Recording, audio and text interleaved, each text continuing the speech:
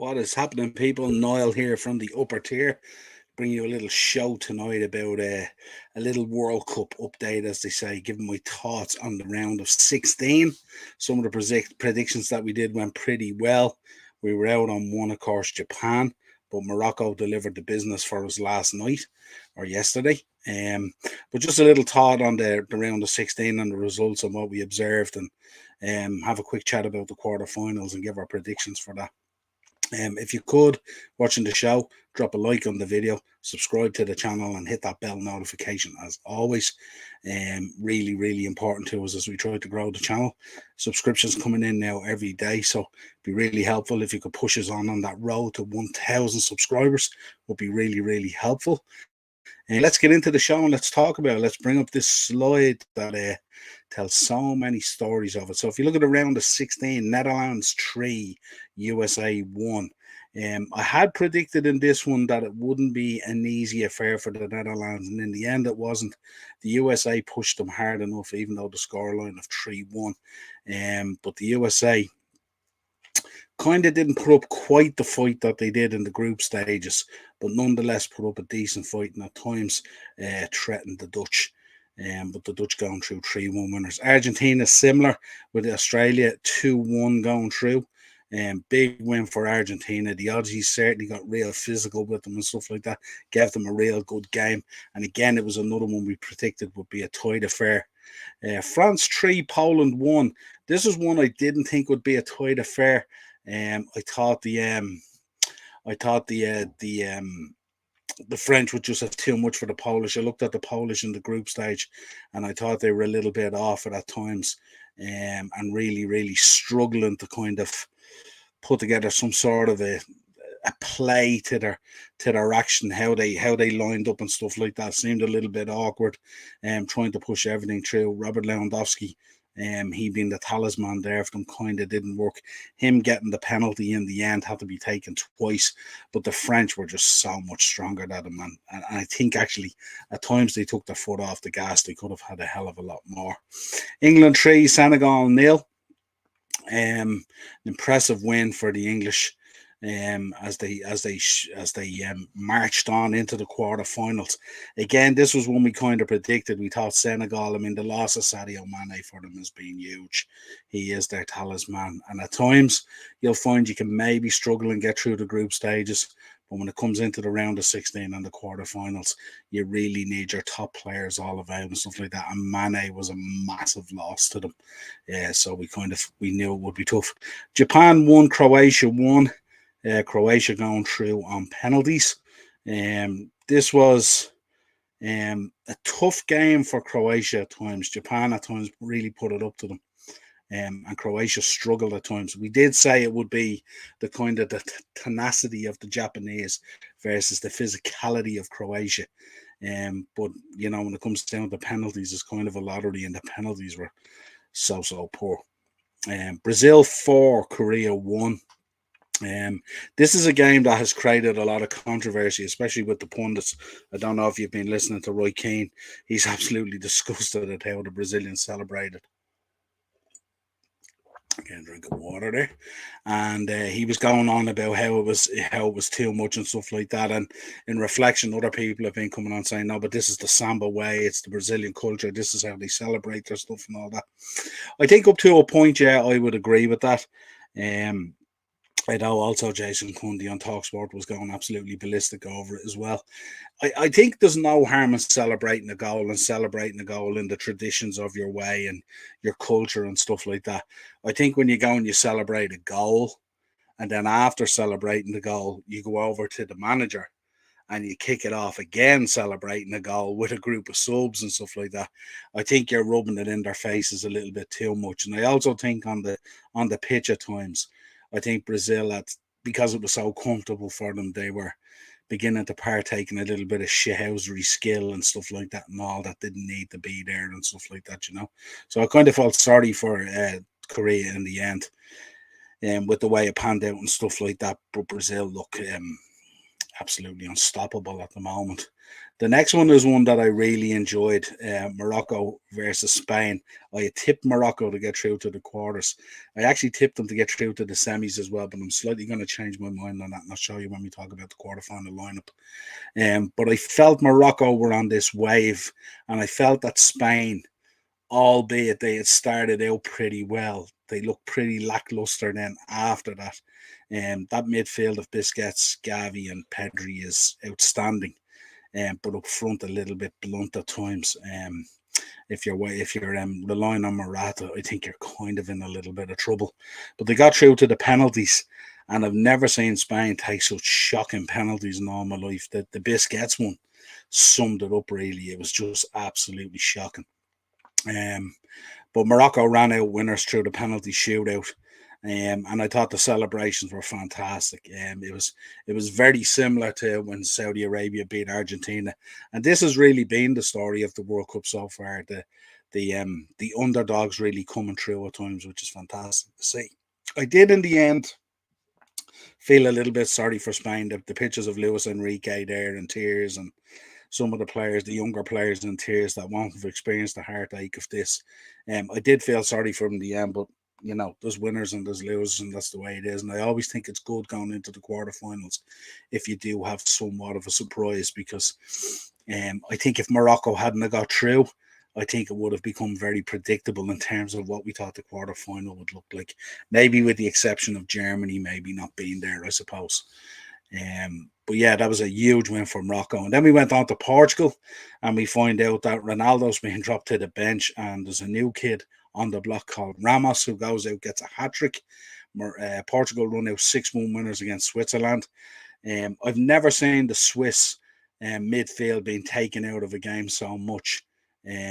Amazing how Granit Xhaka and the lads in there in the midfield couldn't get a foothold in the game at all. And Portugal were so dominant, and literally every time they went forward, they looked like they were going to score a goal.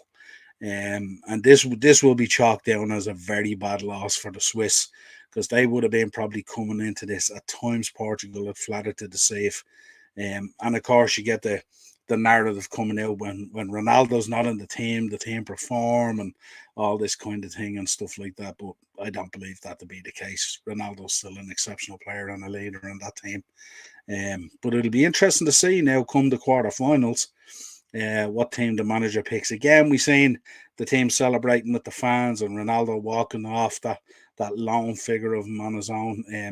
This seems to be a trait with him now where he doesn't get his own way, or he wants to show his petulance or his annoyance or his unhappiness at a decision.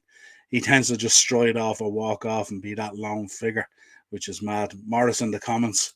How are you, Morris? Switzerland were poor. Yeah, they were very poor. I expected a lot more of them. I suppose, do you know what it was? I suppose Portugal were just so skillful in the game, in the way they went about it. And the Swiss are normally that bit more dogged about the way they go about it. And they just basically took Switzerland out of the game before Switzerland even realised they were 3-0 down. And the game was done then. There's no coming back from that situation. But Portugal running out 6-1 winners, very, very impressive.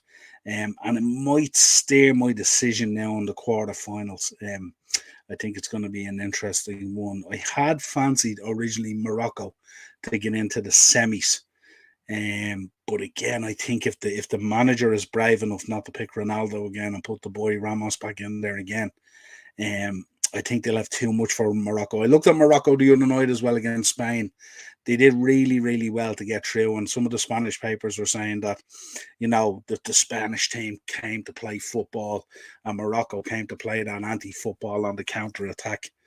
I'm not too sure what that means. You play to your strengths and whatever your strengths are. But that was the narrative coming out of the Spanish press and stuff like that, and especially out of the Spanish camp as well.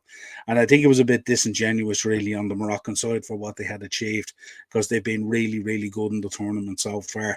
So I thought what Spain should have done was congratulated Morocco and moved on and just accepted the fact that they didn't get the job done.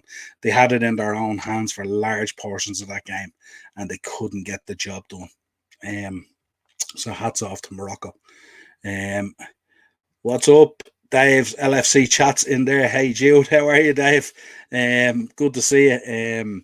Really enjoyed the show the other day. Check out Dave's channel as well. He had the Anfield wrap on the other day with the first episode of the Jurgen Klopp documentary. It was absolutely fantastic. It was a great insight. John was on there from the Anfield wrap, giving us a great insight into the actual making of the documentary and stuff like that, and the potential cost that could be involved, which was really shocking to me. But great insight, great episode, Dave. Go check it out. Dave's LFC Chats. Fantastic episode. Yeah, so then we move on to the quarterfinals here, and I've kind of highlighted Morris back in the chat again. Steve and Kenny could learn a thing or two from Morocco's manager about playing to strengths. Yeah, absolutely, absolutely. Knowing what your capabilities are and laying out a game plan based on that absolutely tends to reap rewards. No difference than what Big Jack used to do. That's exactly what Big Jack used to do. He knew what his limitations were on his team, and that's why he played the football that he did, and that's why he reaped the rewards that he did. Quarterfinal, Croatia versus Brazil. I can't see anything here, only a Brazilian win. It'd have to be a monumental collapse. And I think Croatia, they are riding a slight wave at the moment, but I think it's a kind of an age side at the moment. They're relying heavily on Modric and stuff like that to pull them through. And I think in a condensed situation in a tournament like this that's played over very quickly, where games come around really, really quick, you don't get that recovery time and stuff like that. So I think they'll really struggle against the Brazilians, and I'd expect the Brazilians to comfortably put them away 3-1. Warren, how are you, my friend? Also check out Warren's Team Talk, great channel over there. Yeah, Kenny King on there last night, I think it was. I was enjoying the show, and Kenny was talking about his 5 matches he'd have on the desert island, but some of the memories and the insights and the talk about the tickets and the tokens and all that kind of stuff. Great insight into the old days of going to matches and stuff like that. So great chat. It was a brilliant show, Warren, the way it developed as well, because it developed more about the old days and the chat than it did about the significance of the matches that he had picked. So I really, really enjoyed that. So hats off to yourself and Kenny King. It was a great episode. Warren reckons Croatia will on penalties. I don't think so. I don't see it going there at all. Again, if you're in the chat, lads, let us know what you're thinking is for the quarterfinals. Let us know your predictions, of course. So it's always a bit of fun when we do that. And so I see Brazil going through there 3-1 anyway. Next up then, Netherlands versus Argentina. This is Van Dijk versus Messi. On most days, I would turn around and I would go, I'd hang my hat on Virgil van Dijk. No doubt about it. But I just think Argentina are building a little bit of momentum at the moment. And I could see Argentina scraping through on penalties. I think it could be 1-1 after extra time, and Argentina on penalties. I just have a feeling. I have a feeling about this tournament and Argentina and Messi. I know at times they haven't looked electric. No problem at all, Warren. You're more than welcome about the comments. Yeah, it was fantastic. Really, really enjoyed it. But I think at times they've also looked sublime at times. Messi's movement, Julian Alvarez coming into himself and stuff like that. I would again be a little bit apprehensive at the back when I see guys like Otamendi in there. I know he can be got at and stuff like that. So that would be but I think Messi, I think Warren, you're right. He says Messi looks highly motivated. I think Messi is really highly motivated at the moment. And dare we say, could we have? I was sort of thinking Argentina versus Portugal might be the kind of dream final.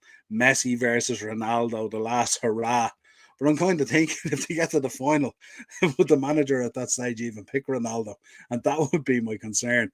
But can you imagine? Can you imagine from a romantic point of view, Argentina versus Portugal in the final, Messi versus Ronaldo, the last curtain call basically between these two. And can you imagine Messi coming out on top? Imagine Messi winning and lifting that World Cup and stuff like that. It'd be a fitting, I suppose, a fitting image for all of us who have followed Ronaldo and Messi's career over these years, and the entertainment they've given us, and the brilliance of the football, and the competitiveness between the two of them and stuff like that. And also that's the romantic side of it. I'm not too sure whether that'll happen or not. But I see Argentina here going through on penalties.